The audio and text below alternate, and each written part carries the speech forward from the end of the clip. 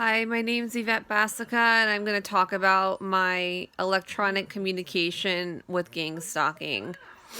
So when I first figured it out, 2015, I didn't realize all of the electronic communication that they were actually doing. Let me lower this real quick. But it has to do with my emails are hacked into, my Facebook is hacked into. I've contacted Facebook and I have not heard back from anybody, and nothing has changed on my account. I can't get clear messages from people, or I don't hear back from people as far as Facebook messages are concerned. They've deleted my posts, and they've actually changed the wording of my posts. Or if I put a link to my website for Protect Female, they'll change maybe 2 or 3 of the letters so that the link doesn't actually go through. So I'll have to recheck the post later, and then I'll have to go in and write a whole new post. Just because I have to be on top of them, or else they're going to do something shady.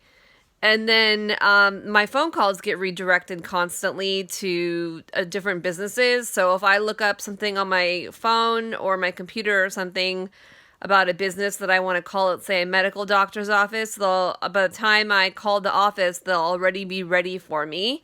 And it'll redirect my phone calls to one of my stalkers or to one of their call centers or wherever they're going.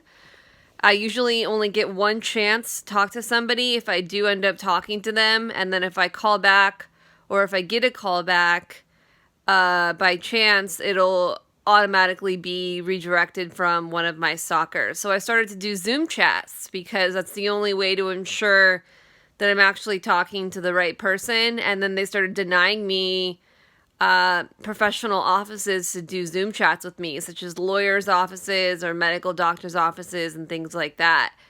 So I might have gotten a couple Zoom chats here and there over the last maybe year, but they were automatically perps, so that's why they allowed me to do that after I researched them.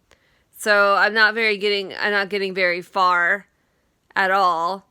And my text messages get redirected, or I won't receive a text message, or I'll get some kind of other person that's sending me a text message saying it's from that actual number.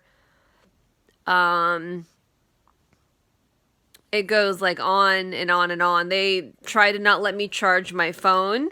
I tried charging my phone on one plug, and then I had to go to another plug, and then I went back to another plug, and it went back and forth until they exhaust me, and then they allow me to charge my phone after they put me through a traumatic episode, or they try to get me to induce some kind of PTSD so that I'll eventually, get exhausted from it so that they can harm me more.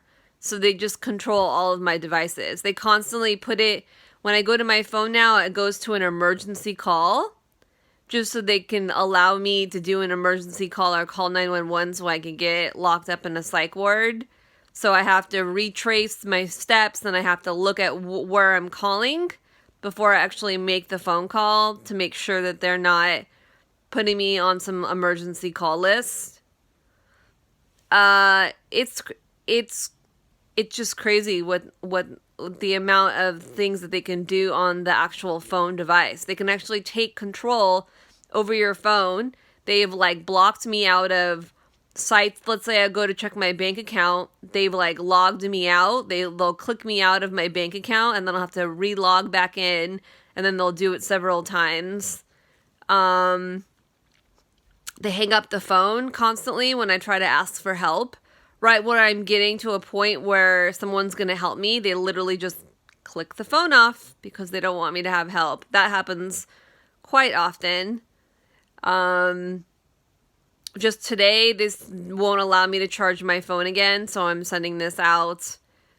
This is probably from the Apple Store or from Verizon. Really not sure which one, but most likely it's from the Apple Store or whoever, or possibly the LAPD, whoever is controlling my phone at the time. Okay. Thanks.